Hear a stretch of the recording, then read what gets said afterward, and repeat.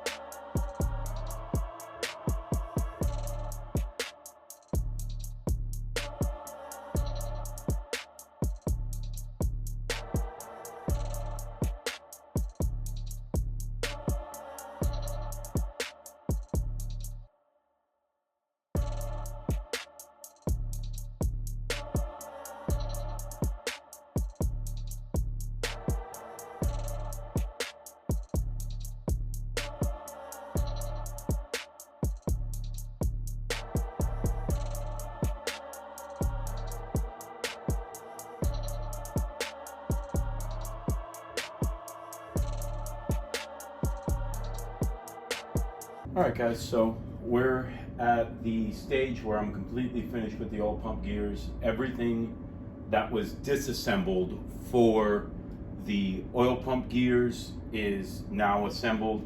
The only part of the turbo that is on is the headers. I'm gonna lift it up, take you guys under the car and kind of give you my tips and tricks for getting the headers in. These headers are really not too bad to get in there. They do provide hardware. We ended up using slightly different hardware because this was a used kit. So, but I am going to point out the stuff that needs to be modified. Like there's a harness here that is touching the manifold. There's some coolant lines that are coming from the oil cooler that are going to interfere with the wastegate when I was doing some test fitment. But let's get this thing up in the air. I'm going to show you everything that you need to take off and stuff that you don't need to take off. So let's get to it. All right, guys, so under the car I removed the starter, and I also removed this motor mount and went ahead and supported the engine. With the motor mount out, the header slides right in. You have perfect access to all of the bolts. It goes right on, but you do need to take off the motor mount. You don't have to remove the starter, but it gives you a bunch of room, and it's only on there with 2 bolts. On the passenger side, similar, you have to take out your steering shaft, which I haven't put back yet. And same, you go ahead and take out that motor mount. When you get that motor mount out, you also have plenty of room, plenty of clearance, goes right on there. All the bolts are accessible, so there's really nothing to it as far as the headers. All right, as we continue to test fit stuff and get everything in here, this harness is pretty much touching the header. There's one little 10mm bolt, can it focus, that's about right there, that you got to take out. I'm going to unplug this stuff and show you how I'm going to reroute it. I'm going to try to move it forward some and figure out a good way to fasten it. I'm also going to put some heat shielding here on the ECU, which sits right here. Their instructions don't call for relocation of anything. They do mention that these may be close and you might have to move them, but they don't really tell you how. So I'm gonna figure that out and share it with you guys.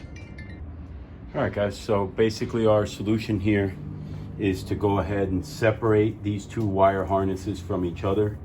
Now this is gonna give us enough clearance from there to be able to feed these back and put them back in our fuse box where they belong, because it just wasn't happening together. And I'm going to see what's going to be the best way to fasten this, and we're going to go ahead for good measure wrap all of this in heat wrap. Again, you can tell it was already factory heat wrapped, so we're going to put a little bit more heat wrapping on it and figure out how to go ahead and hold it out of the way. But that is the solution for the wiring harness. Do this part before you put on the manifold and you won't have as hard of a time as I did. So this should really be a few steps up in the process. I may put it that way in the video, although I obviously already had the manifold on when I had to do this. So do this before the manifold. Just another problem I'm not 100% sure how we're gonna resolve is, if you guys look down here, we have our oil cooler lines. Those oil cooler lines are going to interfere with our driver side wastegate. So I don't know if maybe their kit was designed before this was an option, or on a track pack car or whatever that has the additional oil cooler. I'll update you guys on that as stuff comes together. For right now, I'm gonna go ahead and button up this wiring, get it all nice and neat, heat wrapped and out of the way, and we'll go from there.